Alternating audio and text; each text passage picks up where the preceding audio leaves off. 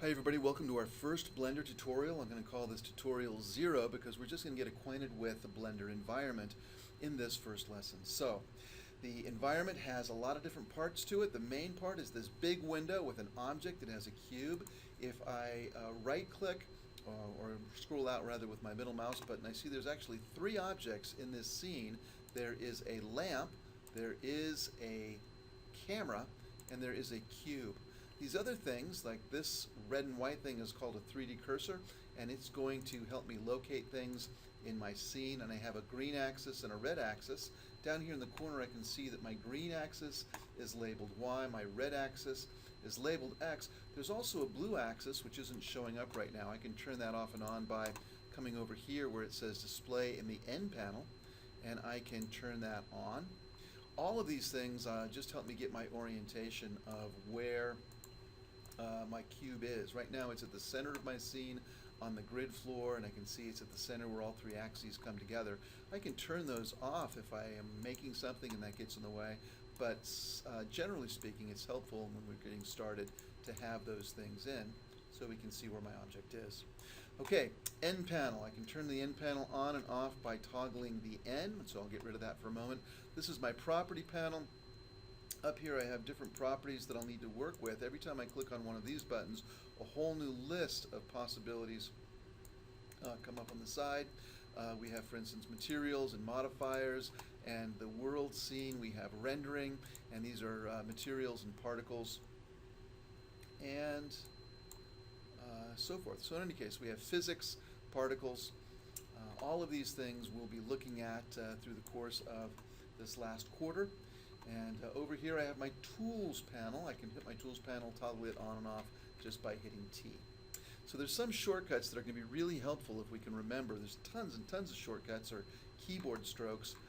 We are not going to learn all of them, but some are going to be very helpful. So one that we should know is Shift S. I can take this red and white cursor and I can move the cursor back to the center like that. Let's say, for instance, I accidentally move my object away. And so, and let's say my cursor's over here. I can locate both of those back at the center, which I'll want to do from time to time, by first of all hitting Shift S, and I move the cursor to the center, and then I can move the cube, and I say Shift S, and now if the cube is selected, I can say Selection to Cursor, and now everything's back at the center. Okay, there are three main activities that we're going to be doing with these objects, and they are grab, rotate, and scale. And to do these three things, I can use the buttons, my keyboards, G for grab, I can use S for scale, and I can use R for rotate. So let's try this. If I use G and just move this around, notice that I'm grabbing my block and it's moving wherever I want it to move to. I can set Shift S and say Selection to Cursor, and it goes right back to the center. I can also hit R, and now notice I can rotate my object. So that was G to grab it, R to rotate it. Remember, Control Z just puts it back the way that it was. And then finally, there's a origin in the middle of this thing, and if I hold my mouse away from the origin and hit S, now I pull away and I get the scale changes. So scale or size with the S key. And so I can do the same thing if I hold my cursor away from the origin and hit S and move it towards the origin. It's going to get smaller. So you're going to be doing all three of those in our first project, and so we have to become comfortable with G to grab, and R to rotate, and S to scale. Now, I should mention, you can also do each of these activities on a particular axis, and that's really important. For instance, if I want to scale on just the Z axis, I can go ahead and hit SZ, and so it's scaled just on the Z. If I want to scale it just on the X axis, I pull away from the origin, but it's only going to change on the X axis, and we're going to be doing that a lot. Same thing with rotate. If I want to rotate this guy just on the Z axis, I can rotate that guy. Now it's only rotating around the blue axis, and that's very simple. So we'll be doing that quite a bit as well. And then finally, if I were going to grab this guy and move him on, let's say, the Y axis, I hit G and then Y, and now notice that he's only going to be moving on that one axis. Okay, notice my 3D cursor's off. Before I add anything else, I should put my 3D cursor back. I'm going to delete this cube by hitting X and then delete. I'm going to say Shift S, and I'm going to move my cursor to the center. And so now when I add a sphere, I go to Add up on the menu, Mesh, and I'm going to add a sphere. So this sphere is called a UV sphere. And this sphere, if I want it to be a little bit smoother, I'm going to go over here to my Properties panel. I'm going to add a modifier. A little wrench is all, these are all modifiers, and you get into all your modifiers by hitting the wrench. And the modifier that I'm going to add is called Subdivision Surface. And what's going to happen is it's going to make this guy look much smoother. I can also smooth it out by hitting this guy. So now I've got a sphere that looks very smooth. And I can come over here to my Materials tab, click on New Material, and I can give this guy some color. For instance, I could come into Diffuse, and let's go ahead and make him a yellow snowman. Specularity, I'll go ahead and add that up a little bit. Let's give it a little bit more yellow. And I can bump up the emission or the ambient, translucency. I have all these variables to play with. Maybe I can make it a little bit shiny, a little bit reflective. And if I were to look at this now, it looks a little different. Now, what I'm going to do is I'm going to turn my lamp up. So this is the lamp, this is my camera, and this is my object. Right now, if I were to look right through this by hitting 0 on the number pad, and then I can hit 12 here and see that's a little bit dark. And so what I'm going to do, I hit F11 to go back into my regular mode, and then I'll hit 0 to tab out of there. What I can do is I can select my lamp, and then I can bump up the energy level. So let's make the energy level 15 and see what happens. If I were to look now by hitting F12 at the rendered view, that's probably too much light. I can see all that light's coming down and hitting my snowman, or my sphere in this case, very, very bright. It looks a little washed out. So let's change that to, I don't know, let's change it to 5 and see what happens. I hit F12 again to render it. And so now I see that I have a little highlight here, but I don't have, it's not completely washed out. If I want to change the background color, I can come into my blue button. Now these guys look a lot alike. If I select this, notice I've got an orange guy, looks like Mars. I've got a blue guy that looks like the Earth. This blue guy that looks like the Earth is the world view.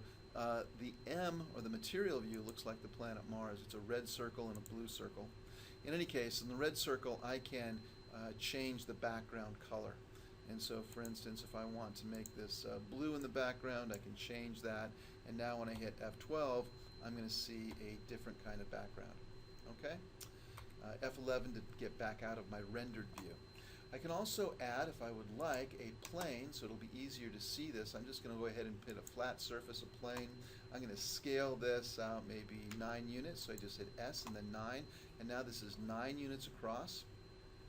And I'm going to say grab on the Z-axis and lower him. And I'm going to give this guy a different material. So I select on materials, and notice I have to roll this guy back up. I'll say new material, and I'm going to make this guy kind of a dark material. Maybe I'll make it kind of a dark green. And let's see, that looks pretty good. I don't have much specularity, emission, translucency.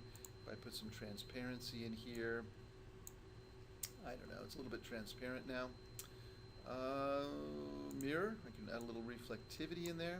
Let's see what this guy looks like. If I hit F12, I can see that the mirror property is causing him to pick up the blue of the background. For instance, if I were to change the background color to kind of more of a dark orange color, when I hit F12 again, now this mirror is picking up kind of a different shade from a different color background. Also notice that my yellow ball is being reflected because I made this green material reflective. So I can go ahead and change that. Let's go ahead and get rid of the reflectivity. We'll get rid of the alpha quality. Let's see, subscattering. I guess I'll just leave it about like that. So now it shouldn't have so much reflectivity. We notice the reflection is gone. And so now I just have my yellow ball on a green background. Okay, so having done that, let's talk a little bit about how I can create a snowman. One of the things that I can do is if I have my 3D cursor over here and I add a new mesh, let's say another sphere, it's going to add it right to where that guy is. And notice it didn't pick up any of the subdivision surface. It didn't pick up that modifier. It didn't pick up the color. I have to start all over. And so there's another way that I can deal with that. If I wanted to, I could select this guy and hit Shift D.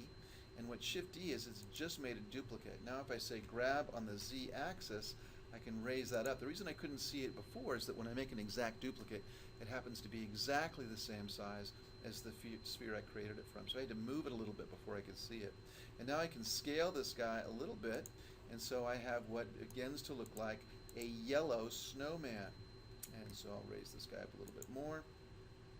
I'm going to take this guy now and hit Shift D, and I'm going to left click the mouse button. I will go ahead and say grab on the Z axis again and move him up, and now I'm going to scale him down, and at this point this guy is beginning to look like the parts of Snowman. Maybe I'll make this guy just a little bit smaller. Okay, so this is the beginning of my snowman. I need to have eyes, a carrot nose, a hat, maybe a scarf. I'm going to put arms on him. I'm going to create a tree in the background, and this is the starting point for creating my snowman. Now, one of the things you'll notice, if I grab this guy and move him, let's say, on the y-axis, notice that the other stuff, the other three spheres, don't come with him. And the reason is they're just separate objects, and so I could join them all as a single object. I don't think I want to do that. What I'll do instead is I'm going to select the first guy on top. I'm going to Shift select the second guy, Shift select the third guy, and now all three are selected. Notice that the last guy is going to have a brighter orange halo.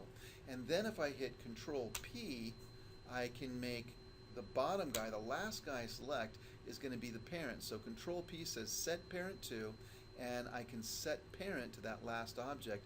Keep transform means I'm going to keep them in the position they're in now, essentially. So now if I were to take this guy, I can still grab him and move him away, okay? But if I were to grab my parent and move him, everything is moving with him now, so that's good. So these three guys are parents. Notice that each one of these guys has an origin in the center. You want to pay attention not to get your origin out. If I were to take this guy and accidentally tab into edit mode and then grab him and move him, let's say on the Z-axis, notice that he's no longer got the origin at the center. And so that's kind of a weird thing. We want to keep our origins at the center. If that were to happen to you, you can change that by going to Object, Transform, and you can say Origin to Geometry, and that puts the origin right back into the center of my sphere. So again, that was Object, Transform, and Origin to Geometry. In any case, I don't want to do all that right now. I'm going to go ahead and just leave it right here, and if I move this guy, make sure I have my parenting going good, grab on the Y, see everything's fine. Okay. At this point, I'm going to leave it right there. That's enough for you guys to get started and start playing around in the Blender environment and start working on your first activity, which is to create a snowman.